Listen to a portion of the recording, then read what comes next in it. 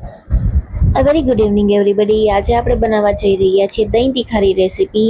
જેના માટે મેં એક પેનમાં તેલ લીધું. તેલ ગરમ થાય એટલે રાઈ, જીરું, હિંગ ઉમેર્યા અને પ્લસ એ બાદ આપણે સૂકું લાલ મરચું, ડુંગળી, મરચાં અને લસણ ઉમેરશું અને પ્રોપર વઘારને આપણે પાકવા દેશું. બધું સંતળાઈ જાય પછી આપણે એમાં બેઝિક મસાલા કરશું, જેમ કે હળદર, મીઠું, ધાણા જીરું, મરચું અને ગરમ મસાલો. મરચાંનું પ્રમાણ થોડું વધારે રાખવાનું, મતલબ લાલ મરચું, કારણ કે તો જ દહીં તીખારી અસલમાં કહી શકાય. અધરવાઇઝ કોઈ દહીં તીખારીનો મતલબ નથી, જો ખરેખર થોડુંક સ્પાઇસી દહીં ના લાગે તો. અને ખાસ યાદ રાખજો, આપણે જે વઘાર કરીએ છીએ એમાં દહીં નથી ઉમેરવાનું.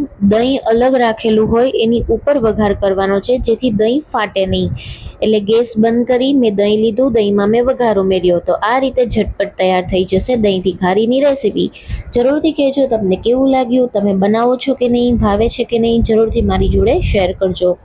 તો તૈયાર છે આપણી દહીં તીખારી, કે જેને તમે રોટલી, થેપલા, પૂરી, રોટલા, ભાખરી ગમે તેના જોડે ખાઈ શકો છો.